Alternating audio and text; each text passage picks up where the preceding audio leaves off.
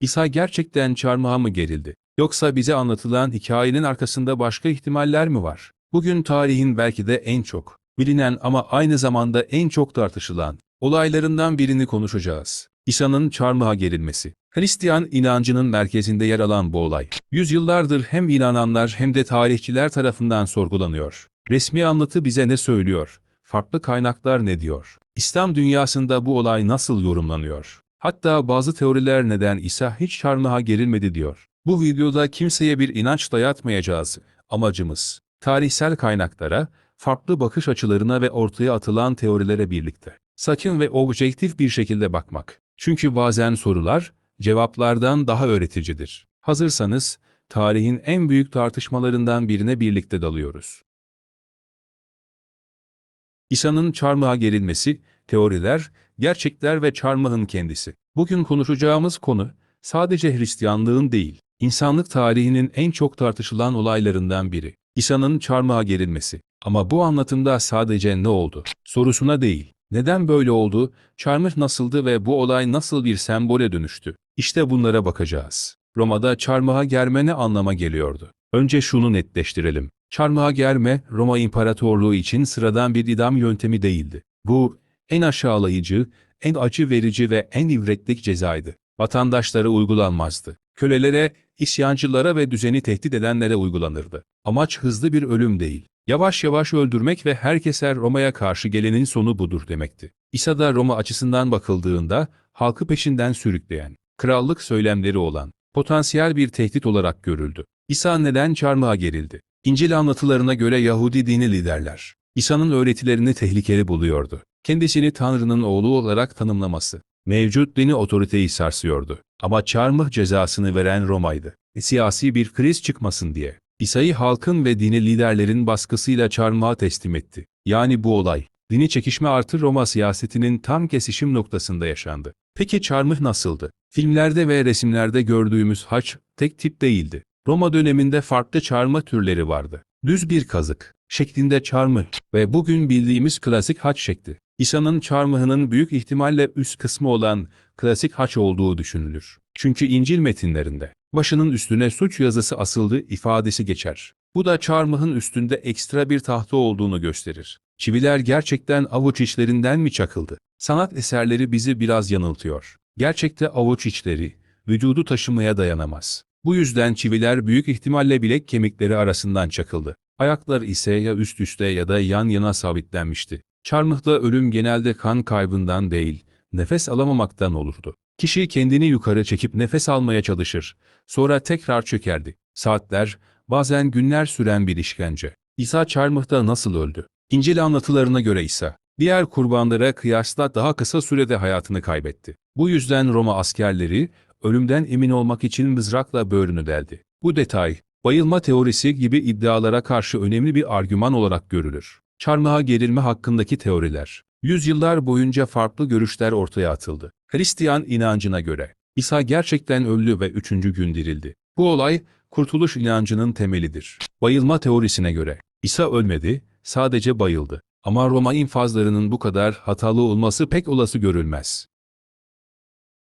İslami bakış açısına göre, İsa çarmıha gerilmedi, ona benzetilen biri gerildi. İsa kurtarıldı. Modern eleştirel yaklaşımlar, bazı anlatıların zamanla teolojik anlamlarla şekillendiğini savunur. Çarmıh nasıl bir sembol oldu? İşte işin en çarpıcı noktası burası. Roma için çarmıh, utanç, korku, ceza. Hristiyanlık için çarmıh, fedakarlık, kurtuluş, iman. Gelelim asıl soruya. Peki İsa Mesih'in çarmıhına ne oldu? İsa'nın çarmıhına ne oldu? Tarih ile inancın birbirine karıştığı en gizemli konulardan biridir. İsa çarmıhtan indirildikten sonra geriye kalan şey, Roma için sıradan bir idam aracından ibaretti. O dönemde Roma askerleri çarmıhları kutsal bir eşya olarak görmüyor. Aksine bunları tekrar kullanılan infaz araçları olarak değerlendiriyordu. Bu nedenle İsa'nın çarmıhının ya sökülüp başka infazlarda kullanıldığı ya da zamanla yok edildiği düşünülmektedir. O gün için kimse, bu tahta parçalarının ileride milyarlarca insan için kutsal bir sembole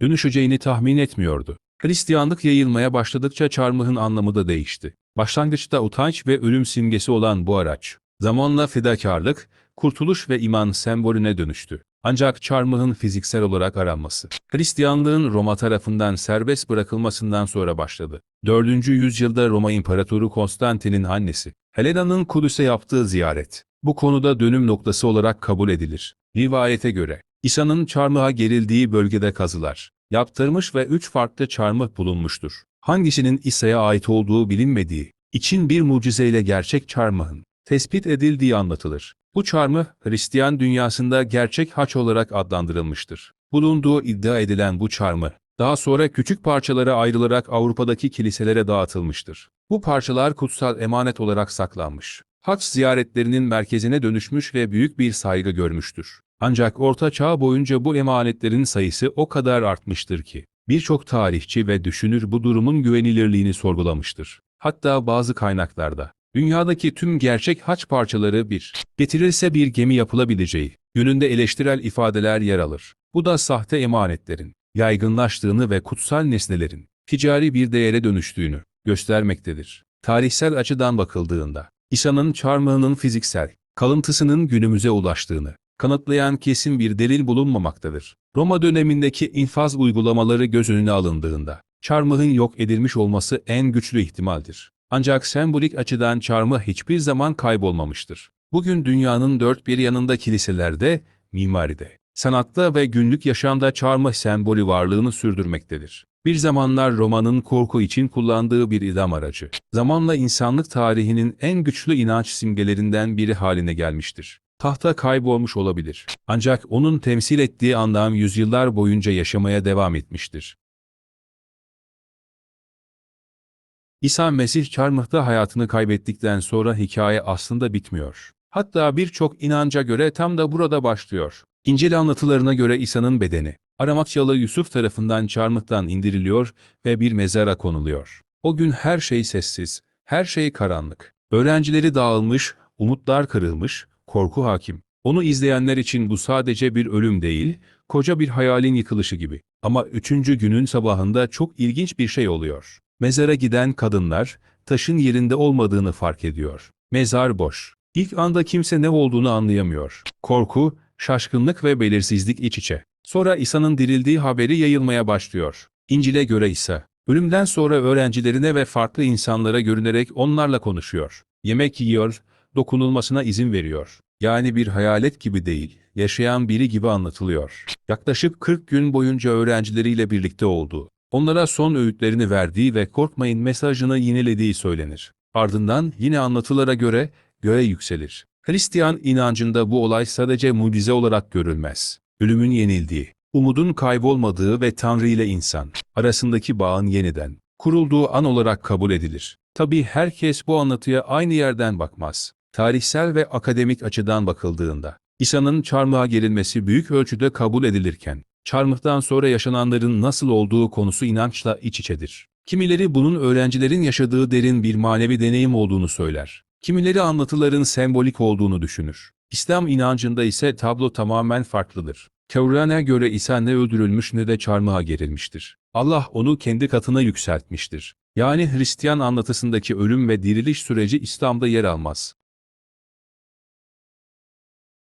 Gördüğünüz gibi İsa'nın çarmıha gerilmesi meselesi tek bir anlatıdan ibaret değil. İnançlar, kutsal metinler, tarihsel kayıtlar ve teoriler bu konuda çok farklı şeyler söylüyor. Kimi için bu olay, ilahi bir fedakarlığın simgesi, kimi içinse tarih boyunca şekillendirilmiş bir anlatı. Kimi de hala şu soruyu soruyor: gerçekten İsa mı çarmıha gerildi? Bu videoda kesin bir doğruyu dayatmak yerine sizi düşünmeye davet ettik. Çünkü tarih, sorgulayanlar sayesinde canlı kalır. Eğer bu tarz derin, tartışmalı ve düşündüren içerikleri seviyorsanız videoyu beğenmeyi, görüşlerinizi yorumlara yazmayı ve kanala abone olmayı unutmayın. Bir sonraki videoda tarihin başka bir gezeminde görüşmek üzere. Kendinize iyi bakın.